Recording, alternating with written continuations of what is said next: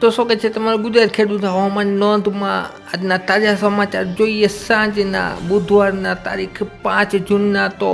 મહારાષ્ટ્ર સહિત બેંગ્લોર તેમજ કર્ણાટક આ ઉપરાંત મધ્યપ્રદેશમાં વરસાદી એક્ટિવિટી શરૂ થઈ ગઈ છે। પ્રી મોન્સૂનનો વરસાદ પડી રહ્યો છે, જ્યારે અમુક વિસ્તારોમાં ચોમાસાનો વરસાદ પડી રહ્યો છે। ત્યારે આવનારા દિવસોમાં કેવું રહેશે વાતાવરણ સૌરાષ્ટ્ર ગુજરાતમાં તેને લગતી વાત કરતાં પહેલાં જો અમારી ચેનલ પર ન હોય તો ચેનલ સબસ્ક્રાઈબ કરી વિડીયો લાઈક તથા શેર કરી દેજો।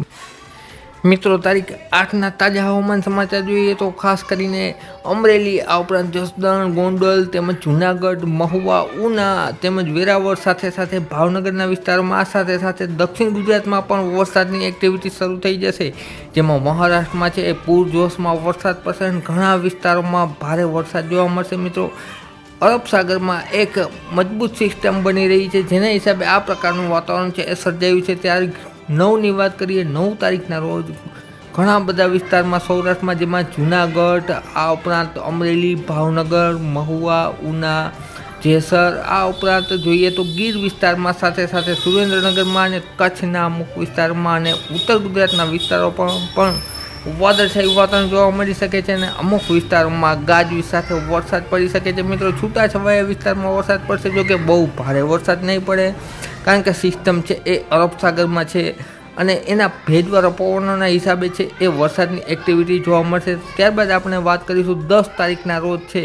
એ વધારે પ્રમાણમાં છે વાદળછાયું વાતાવરણ જોવા મળશે, જેમાં જૂનાગઢ તેમજ વિસાવદર, ધારી, તુલસીશ્યામ, વેરાવળ, કોડીનાર, ઉના, કુંડલા વિસ્તારમાં, અમરેલીમાં, પાલીતાણામાં, સોનગઢમાં, બાબરામાં, ગઢડામાં, જસદણમાં આ ઉપરાંત સુરેન્દ્રનગર જિલ્લામાં સાથે સાથે રાજકોટ, ગોંડલ તેમજ જામનગર વિસ્તારમાં, કાલાવડ વિસ્તારમાં, મોરબી વિસ્તારોમાં અને પશ્ચિમ સૌરાષ્ટ્રના પણ અમુક વિસ્તારોમાં છે એ હળવા ભારે ઝાપટા છે એ જોવા મળી શકે છે। મિત્રો 10 તારીખના રોજ ત્યારબાદ વાત કરીશું આપણે 11 તારીખની, તો 11 તારીખના રોજ પણ વાતાવરણ છે એ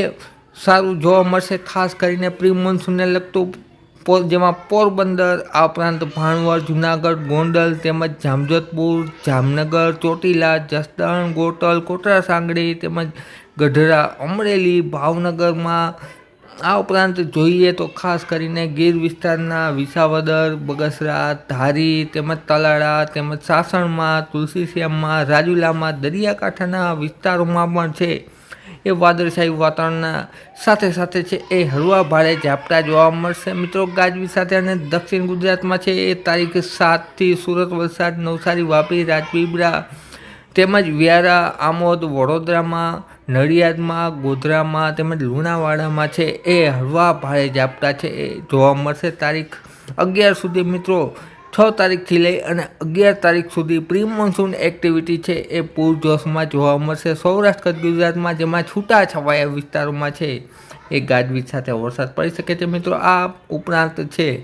એ આગળનું વાતાવરણ કેવું રહેશે તેને લગતી વાત છે અમે વિડીયોમાં કરતા રહીશું, માટે અમારી ચેનલ સબસ્ક્રાઈબ કરી લેજો। મિત્રો વિડીયો જોવા બદલ ખૂબ ખૂબ આભાર।